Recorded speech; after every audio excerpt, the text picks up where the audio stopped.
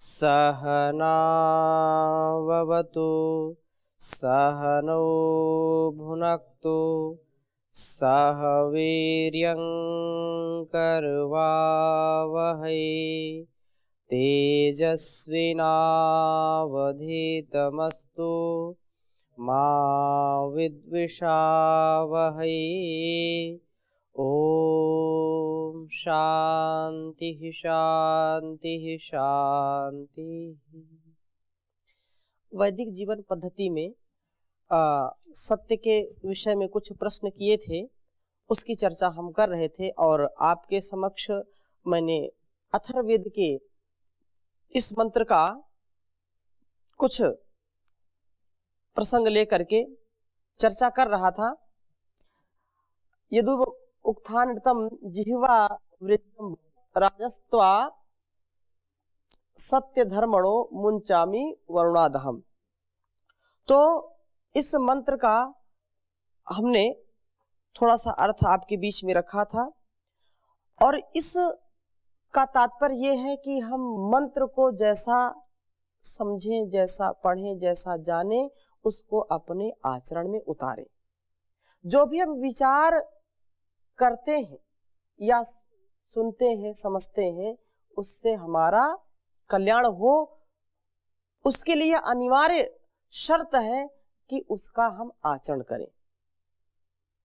तो यह वेद मंत्र घोषणा कर रहा है कि जो भी असत्य का आचरण करता है उससे बड़ा पापी कोई हो नहीं सकता है।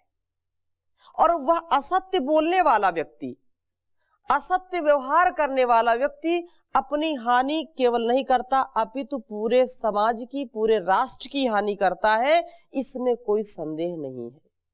यह मंत्र में आया जो है अथर्ववेद में कि भूल करके भी हमको अनृत भाषण नहीं करना चाहिए। सत्य हो ऋत हो, असत्य और अनृत यदि हम आचरण करते हैं तो उससे हमारा व्यवहार दूषित होता है। इस मंत्र को मैं लूं आगे, इसके पहले आपका कोई प्रश्न हो? जी ओम स्वामी जी प्रणाम। जी। आपने अष्टांग योग के अंतर्गत सत्य की बहुत ही महिमा का गुणगान किया। जी। हम लोगों ने उसको सुना और एक दोहा है, सांच बराबर तप नहीं, जी। झूठ बराबर पाप, जाके हृदय सांच है ताके हृदय आप।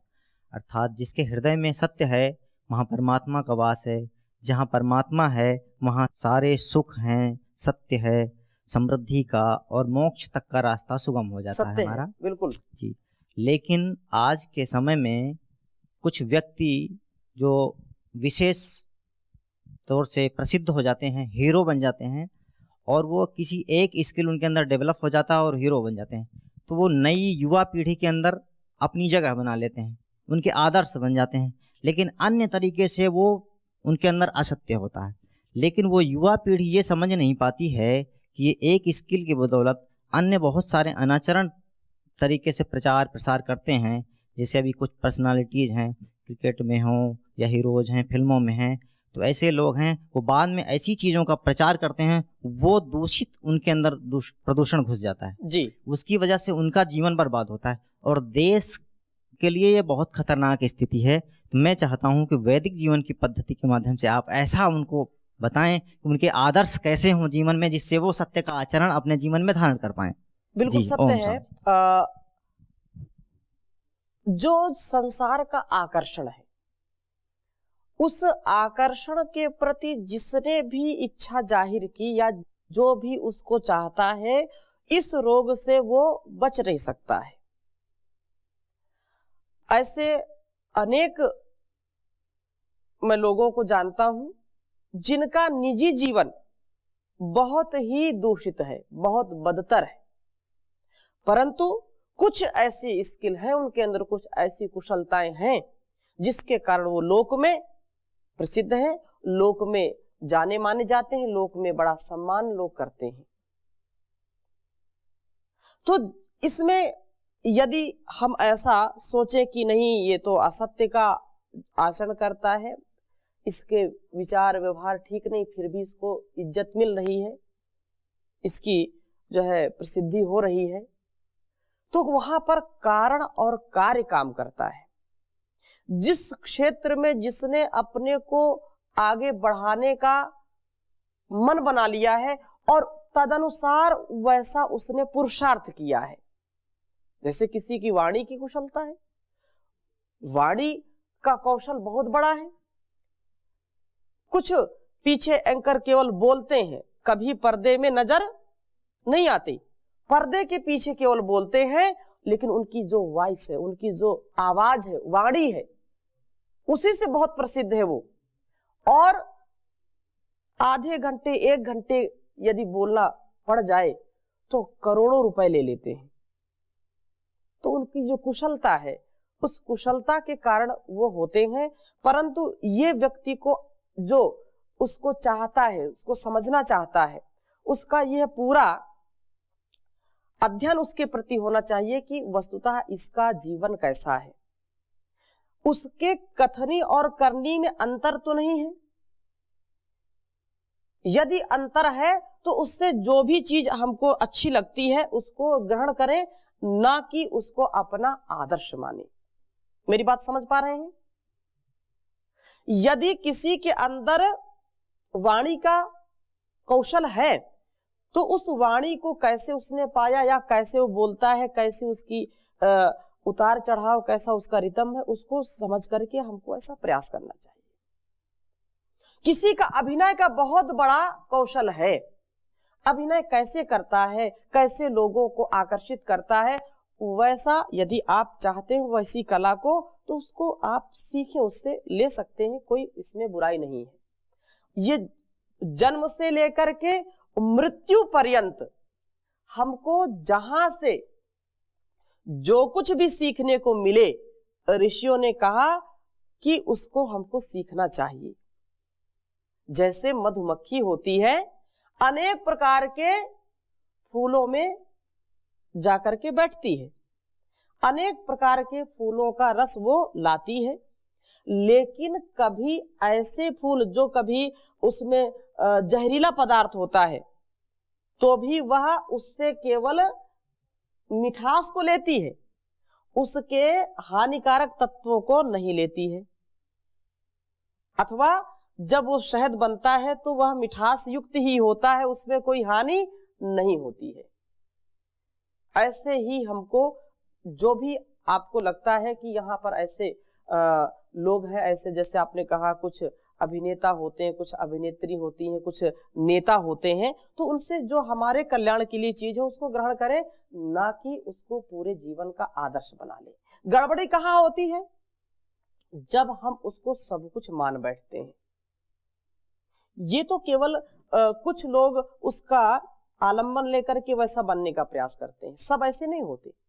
परम पूज्य स्वामी जी महाराज जब सभा में बोलते हैं, कितनी सभाएं परम पूज्य महाराज श्री के साथ में कभी कभी अवसर मिला है, गए हैं, हजारों लाखों लोग होते हैं और दसियों लोग बोलते हैं, चाहे वो कोई नेता हो, अभिनेता हो, परंतु परम पूज्य स्वामी जब बोलते हैं तो उनका कुछ प्रभाव अलग ही होता है, सबसे अलग होता है।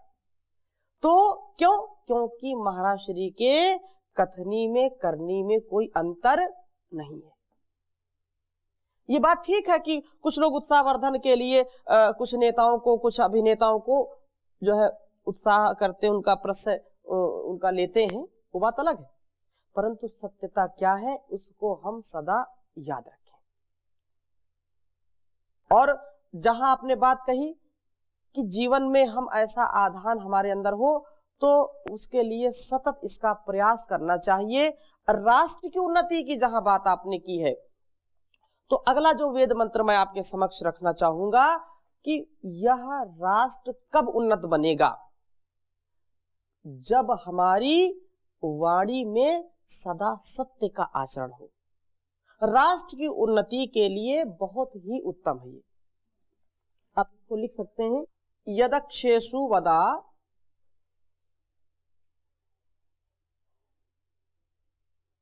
यदक्षेषु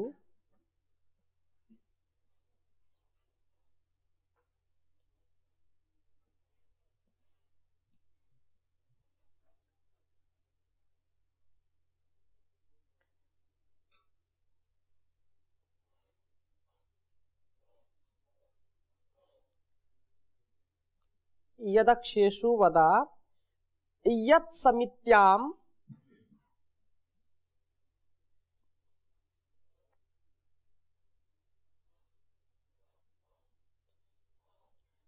यत् समित्याम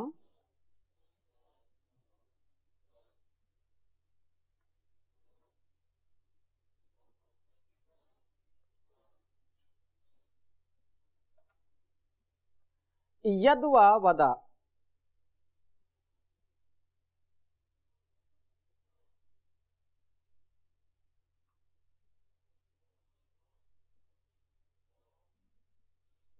यद्वा वदा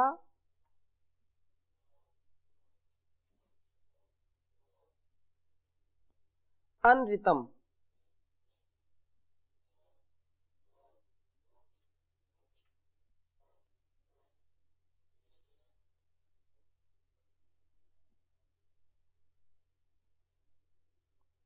अनृतम वित्त काम्या, यहां से लिख लीजिए।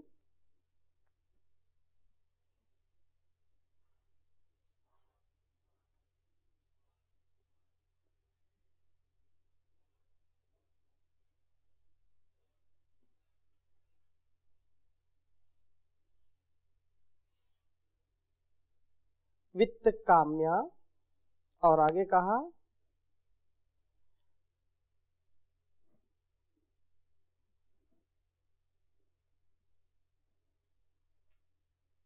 समानम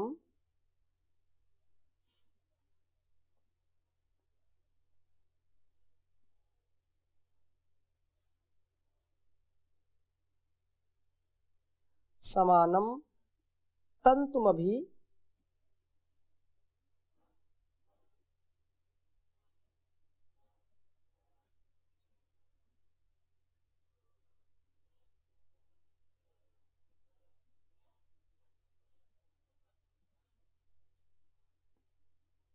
तंतुमभि संवसानौ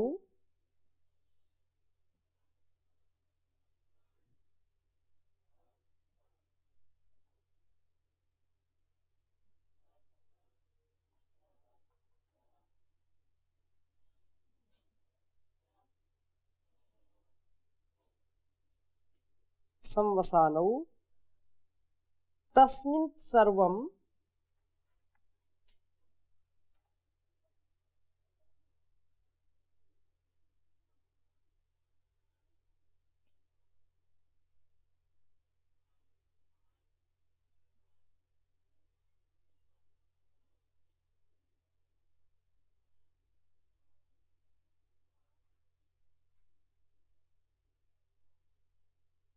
तस्मित् सर्वं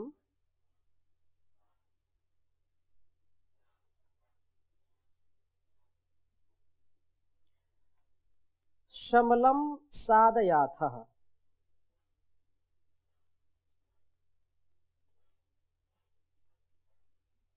शमलम सादयाथः, बहुत उत्तम बात कही है इस वेद मंत्र में। अथर्ववेद का यह मंत्र सत्य को महिमा मंडित करने के लिए और असत्य से हम बचें इसके लिए। सादयाथः, एक बार उच्चारण कर सकते हैं। यदक्षेषु वदा यत् समित्याम, समित्याम कर दीजिए, समित्याम यद्वा वदा अनृतम वित्त काम्या समानम तंतुमभि संवसानौ तस्मिन् सर्वं शमलम सादयाथः। बहुत श्रेष्ठ बात यहाँ पर वेदवाणी के द्वारा हम समझने का प्रयास कर रहे हैं। यद तुम जो अक्षेषु, पीछे भी इसकी चर्चा की थी, जो साक्षी और साक्ष्य के प्रस्तुत करने में जो बात कही जाती, वही बात यहाँ पर कही जा रही है कि तुम जो मुकदमों में समित्याम सभा समिति में अन्यता मदा असत्य बोलते हो, यदवा अथवा वित्त काम्या, धन की कामना से, धन की चाहना से सत्य की यदि हम अवहेलना करते हैं, वित्त की कामना से या अपने को ऊंचा उठाने की कामना से, ऊंचा उठाने मतलब सभा आदि में अपने को श्रेष्ठ बनाने के लिए या समाज में प्रसिद्धि पाने के लिए यदि हम असत्य का सहारा लेते हैं, अनृतम वदाहस जो है असत्य बोलते हैं, तो सर्वम शमलम, उस सब पाप या अपराध को हे स्त्री पुरुषों समानम तंतुम अभिसंपसान। जैसे हरपाल जी ने पूछा, उसी संदर्भ में यह वेद मंत्र संकेत कर रहा है, यदि अपने परिवार को, अपने समाज को, अपने राष्ट्र को और इस धरा को यदि स्वर्ग बनाना चाहते हो, अनृत भाषण जो असत्य वाणी है उसका त्याग कर दो। अनेक बार व्यक्ति सत्य बोलते बोलते भी छोटा सा स्वार्थ होता है तो असत्य बोल देता है। कभी कभी असत्य बोल करके थोड़ा सा लोग लाभ भी प्राप्त करते हैं। मुकदमों में स्वयं असत्य बोल करके और झूठी गवाही दिलाकर लोग हारने की स्थिति में भी जीत जाते हैं। तो लोग असत्य को समझते हैं कि यह लाभ का मूल है और सत्य को समझते हैं कि इससे मेरी हानि होती है। ऐसा विपरीत जो ज्ञान है, जो भ्रांति है, उससे लोग असत्य बोलने के लिए जो है प्रेरित हो जाते हैं, असत्य बोलने के लिए वह विवश हो जाते हैं। तो न्यायालय में यदि 40% अभियोगों में जीत असत्य भाषण करने वाले की होती है तो इसका मतलब ये नहीं कि हम असत्य का ही आचरण करें। सत्य का हमने पुरुषार्थ नहीं किया, उसको प्रतिष्ठित करने का श्रम नहीं किया, जिसके कारण वह हमको लगता है कि असत्य ही जो है बड़ा है, सत्य छोटा है। मुकदमे को अक्ष इस कारण कहते हैं क्योंकि क्या यहाँ पर अक्ष आया है ना, तो अक्ष इसलिए कहते हैं क्योंकि वह अक्षि दृष्ट गवाही के आधार पर चलता है।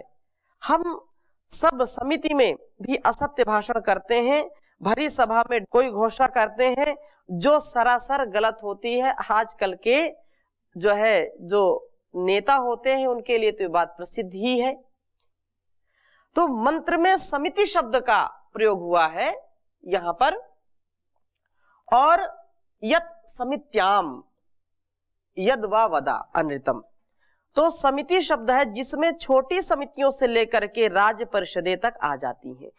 एक छोटा सा घर, घर से समाज और बड़ी बड़ी परिषदें इससे चलती हैं। यदि किसी राजनीतिक दल के अधिकारी या सदस्य बड़े बड़े झूठे दावे करते हैं, असत्य बोलते हैं, सच्चाई के व्यापार सदा टिकाऊ रहते हैं, वो सोने की सुगंध जैसी होती है, वह स्थायी होता है। और जो कंपनियां झूठ फरेब करके राष्ट्र को ठगती हैं वे अधिक दिन तक टिक नहीं सकती हैं। और उसका जीता जागता उदाहरण आज पतंजलि के जो भी उत्पाद हैं, आज पूरे भारत में नहीं अपितु विश्व के लोग भी, चाहे चाइना हो, चाहे जापान हो, चाहे अमेरिका हो, वहां के लोग भी चाहते हैं और उनको पूरा विश्वास है कि पतंजलि के जो भी प्रोडक्ट हैं वो भी क्या है, उनमें सत्यता है, उनमें कोई मिलावटीपन नहीं है। सत्यव्रत का विशेष रूप से यहां पर समझने की बात है। जो व्यक्ति चाहता है कि मैं सत्य तो बोलना चाहता हूं लेकिन बोल नहीं पाता हूं, पिछली कक्षाओं में आपने भी कई किया कि हम चाहते तो हैं बोलना, लेकिन बोल नहीं पाते हैं। तो यहां पर जो संकेत किया जा रहा है कि सत्य व्रत का आचरण हम करें। बहुत ही उत्तम इसी प्रसंग को जो है यजुर्वेद में कहा कि व्रत ग्रहण करने से हम कभी भी पतित नहीं होते हैं। जब हम किसी चीज का व्रत लेते हैं तो हमारा ध्यान व्रत के पूरा करने में होता है, और जब हम व्रत को पूरा करने का पूरा पुरुषार्थ करते हैं तो व्रत भी पूरा होता है। लेकिन जब हम समझते ही नहीं, जानते ही नहीं व्रत क्या है, तो हम उसका कभी पूरा करने का प्रयास नहीं करते। तो इस मंत्र को आप सभी जानते हैं।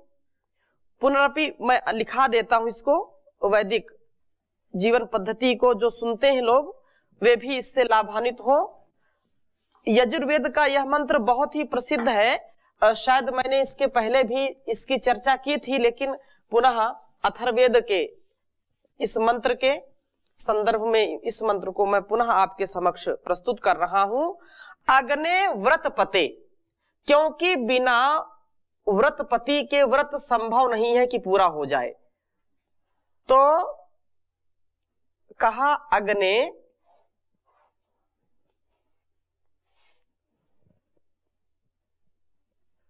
अग्ने व्रतपते,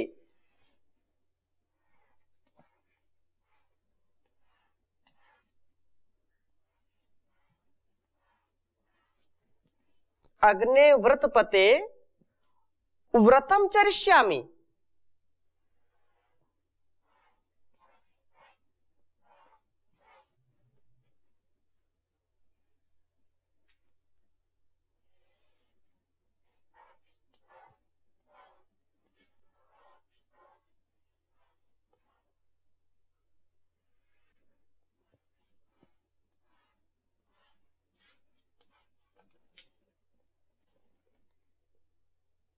अग्ने व्रतपते व्रतम चरिष्यामि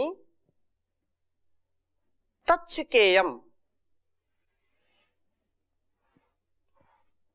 यह हम सबको स्मरण कर लेना चाहिए, बहुत ही उत्तम यह मंत्र है। तक्षकेयम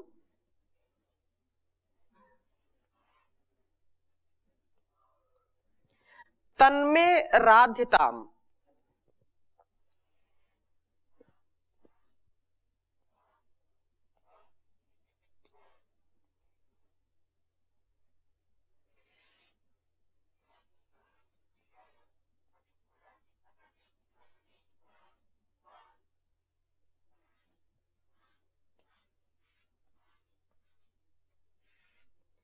तन्मे राधिताम इदम अहम अनृतात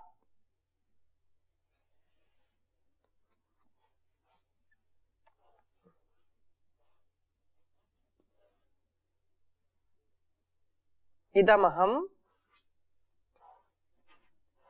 अनृतात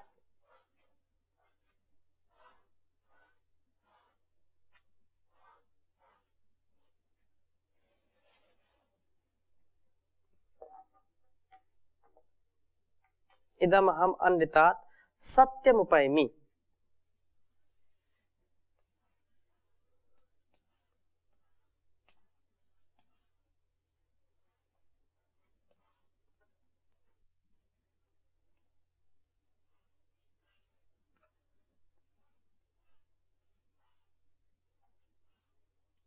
एक बार उच्चारण करेंगे। अग्ने व्रतपते व्रतम चरिष्यामि तक्षकेयम तन्मे राध्यताम इदम अहम अनृतात सत्यमुपैमि। तो यहां पर वेदवाणी के माध्यम से भगवान उपदेश कर रहे हैं कि हे संसार के लोगों, हमारे लिए संकेत है और हम उस ईश्वर से प्रार्थना कर रहे हैं, क्योंकि यहाँ पर आया अग्नि व्रत पते, व्रत का पति अर्थात व्रत का स्वामी, जो व्रतों को पूरा करने वाला परमेश्वर है। वेदों का यह उद्घोष हम सबको प्रेरित कर रहा है कि वह जो व्रतपति है, जो परमात्मा है, वह सभी के व्रतों का जो है पूरा करने वाला होता है। तो हे व्रतों के पालन करने वाले अग्रनायक जगदीश्वर, राजन हम विद्वान व विद्वान, मैं व्रतम चरिष्यामि, व्रत का अनुष्ठान करूंगा, उस व्रत को शकेयम पालन करने में मैं समर्थ हूं। मैं जो सत्य का पालन करने का व्रत ले रहा हूं वह सफल हो, निष्फल ना हो, और वह मेरा व्रत राध्यता सिद्ध हो। वह व्रत यह है कि अहम मैं इदम यह अन्यतात, अनृत को छोड़ करके सत्यम सत्य को प्राप्त होता हूं। हे सर्व अग्रणी विश्वनायक जगदीश्वर, आप सबसे बड़े व्रतपति हैं। आपने उत्पत्ति, स्थिति, प्रलय, न्याय, निष्पक्षता, परोपकार, सत्यनिष्ठा आदि अनेक व्रतों को स्वेच्छा से ग्रहण किया हुआ है, जिनका आप सदैव पालन करते हैं। अतएव आपको साक्षी मान करके मैं भी एक व्रत ग्रहण करता हूं। विशेष ध्यान दीजिए, एक व्रत ग्रहण करता हूं, और वह मेरा व्रत यह है कि आज से मैं अनृत को त्याग करके, अनृत को छोड़ करके सत्य को अपनाऊंगा, सदा सत्य का आचरण करूंगा।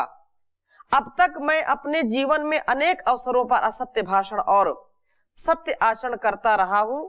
कई प्रलोभनों से कभी कभी मैंने सत्य को छोड़ करके असत्य का सहारा लिया है, परंतु आज मैं आपके सन्मुख उस असत्य से मुख मोड़ने की प्रतिज्ञा करता हूं। मेरे गुरु ने मुझे सिखाया कि सत्य के ग्रहण करने और असत्य को छोड़ने में सदा उद्यत रहना चाहिए। महर्षि देव दयानंद जी बार बार इस बात को कहते हैं, और आप ऐसी शक्ति दीजिए कि इस व्रत का पालन मैं कर सकूं। यदि कभी मैं अपने व्रत को भूल करके सत्य से विमुख होने लगूं तो मेरे हृदय में बैठे हुए हे परमेश्वर, आप मुझको जागृत कर देना, आप मुझको स्मरण करा देना। मैं कहीं भूल ना जाऊं, कहीं भटक ना जाऊं, कहीं अटक ना जाऊं। मुझको आप झट से पकड़ लेना, बचा लेना। ऐसी कृपा कीजिए परमेश्वर कि मैं अपने जीवन के अंत तक इस व्रत का पालन करता रहूं, और इस व्रत के पालन से मिलने वाले सुमधुर फलों के आस्वादन से कृत्य कृत्य होता रहूं, अपने को धन्य बना लूं। तो आज इस संकल्प के साथ कि हम ऐसा बने, सत्य का बहुत हमने स्वाध्याय किया, और आज यह अष्टांग योग में जो सत्य का प्रकरण है इसको समाप्त करेंगे, क्योंकि प्रश्न तो उठते रहेंगे। जितना हमने सुना समझा उसको ग्रहण करें, हमारे जीवन का कल्याण होगा। इस संकल्प को हम सभी, इस व्रत को हम सभी धारण करें। इन शुभकामनाओं के साथ आज की कक्षा को यहीं विराम देते हैं। ओम शांति शांति शांति।